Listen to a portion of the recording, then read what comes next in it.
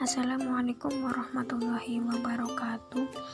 Kami dari kelompok 13 yang beranggotakan Retno Dwi Fitriani, Khairatul Lulu, dan Siti Qoimah dari kelas Hukum Ekonomi Syariah A akan menjelaskan mengenai peradaban Islam di Indonesia sebelum dan sesudah kemerdekaan.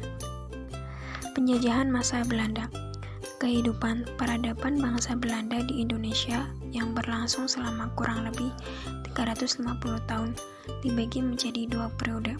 1. Masa kolonial VOC. Kurun waktu periode VOC ini adalah dari 2 Juli 1619 sampai 31 Desember 1799. 2. Masa kolonial Hindia Belanda. Kurun waktu periode Hindia Belanda ini adalah 1 Januari 1800 sampai 8 Maret 1942. Awal mula kedatangan bangsa Belanda di Indonesia adalah pengiriman misi dagang dari sebuah perusahaan dagang Belanda yaitu VOC ke Kepulauan Nusantara. Lama-kelamaan terdapat kesempatan untuk meraih keuntungan berlebih dengan melaksanakan dan menguasai monopoli perdagangan komoditas yang berasal dari Nusantara.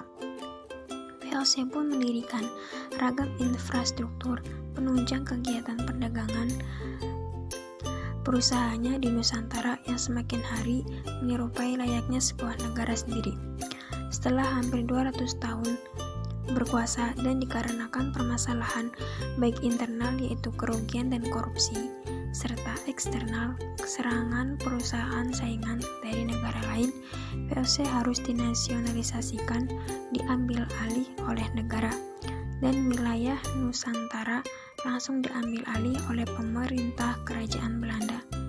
Untuk melanjutkan kegiatan kolonialisme, pemerintah kerajaan Belanda membentuk pemerintahan kolonial Hindia Belanda sebagai sebuah pemerintah negara koloni Belanda di Kepulauan Nusantara.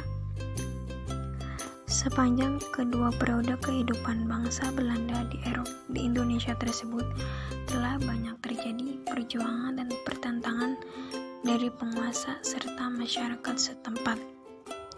Perjuangan ini nantinya akan kita kenal dalam dua jenis, yaitu 1. Perjuangan kedaerahan, contoh Diponegoro, Imam Bonjol, Pattimura, dan lain-lain.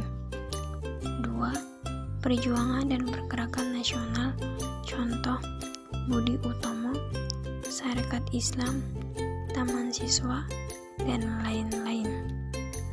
Kebijakan-kebijakan Belanda di Indonesia. Yang pertama, politik. Di Indonesia, Belanda menggunakan politik balas budi atau yang biasa dikenal dengan politik etis. Adapun kebijakan lainnya yaitu seperti perdagangan monopoli oleh VOC. Yang kedua, pendidikan. Pendidikan dibagi menjadi dua jalur sekolah, yaitu sekolah untuk anak Eropa dan sekolah untuk anak pribumi. Kemudian ekonomi. Ekonomi ada beberapa kebijakan, yaitu penjualan tanah partikelir, sistem tanam pajak, dan sistem tanam paksa. Kemudian dalam bidang sosial budaya. Pada saat itu di Hindia Belanda muncul suatu kebudayaan yang bernama kebudayaan Indis, yaitu perpaduan kebudayaan Belanda atau Barat dengan kebudayaan Jawa seperti gaya hidup, arsitektur, dan sosial budaya di Hindia Belanda.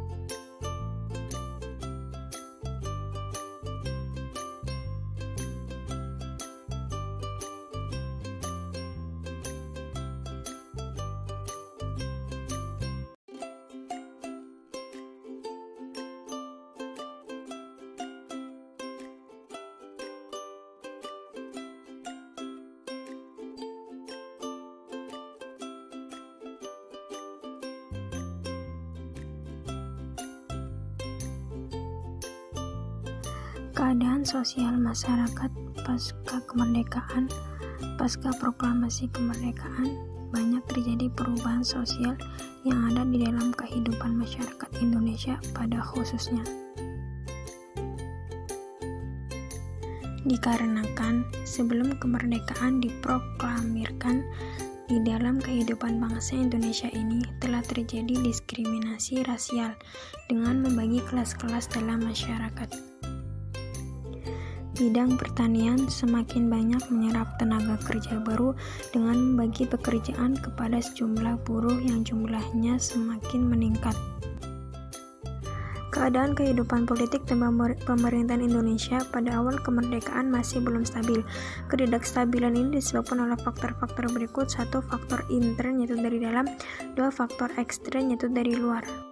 Peradaban Islam di Indonesia. Pasca kemerdekaan, Islam mulai memasuki wilayah politik Indonesia sejak pertama kali negara Indonesia mengadakan pemilihan umum dengan cara membuat suatu wadah, yaitu mendirikan partai politik.